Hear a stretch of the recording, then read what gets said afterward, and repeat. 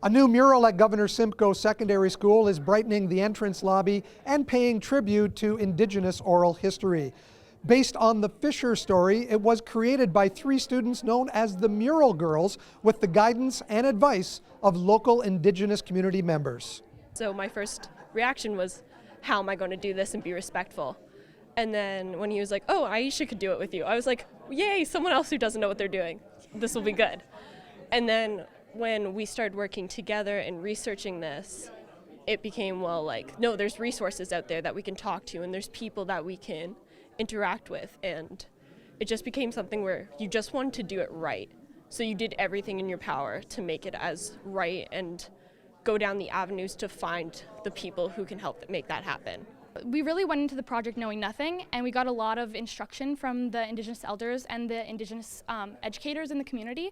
So we were all really worried, none of us being Indigenous. We didn't want to be disrespectful, and we knew that the entire mural was based on an Indigenous oral tradition.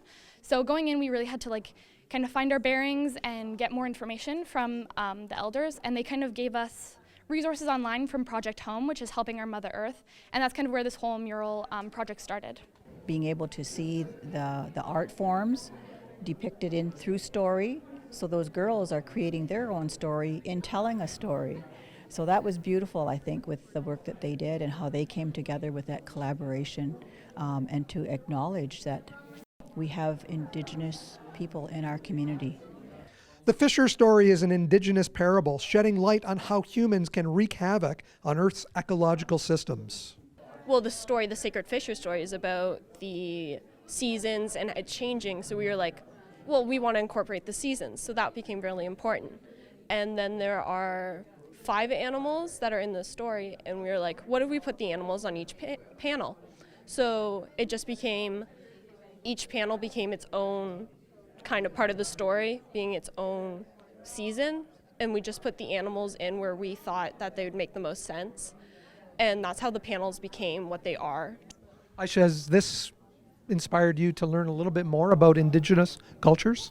For sure. I'm actually doing an exchange in Yukon College specifically because of how much I was inspired by this. And there's a huge community with similar beliefs in that area. And I would love to continue on kind of learning as much as I can about different cultures in Canada and kind of just embracing what this has taught me about our community.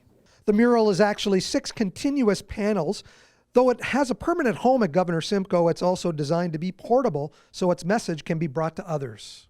Who made the decision to split this up into 6 continuous panels? I think we did it based off of the placement of the U, since it's the first thing you see when you walk in, so we wanted it to be in this general area, and it made sense to kind of have it broken down to 6 main full panels. When you look at the finished product, what goes through your mind?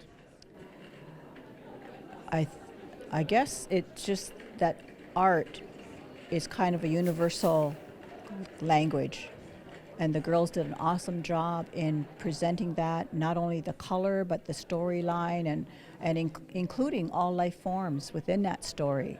And to me, that's what our Thanksgiving, our words are all about, is to acknowledge everything within this creation, all living forms, including us.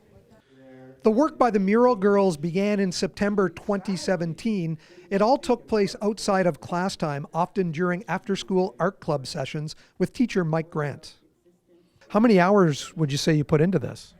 Honestly, I couldn't say. It was every day after school, and I know at the beginning it was I was doing a lot more at the beginning, and towards the end you get busy with things. So sometimes one of us would be taking the lead on the project and the other ones would have to be working on school or other things, but it was always after school. We weren't getting any grades for it. It was just passion, really. The 3 artists have since moved on to post-secondary studies, none of them, by the way, studying art, but they've left a meaningful legacy behind at Govenor Simcoe Secondary School. Reporting in St. Catharines for The Source, I'm Mike Balsam.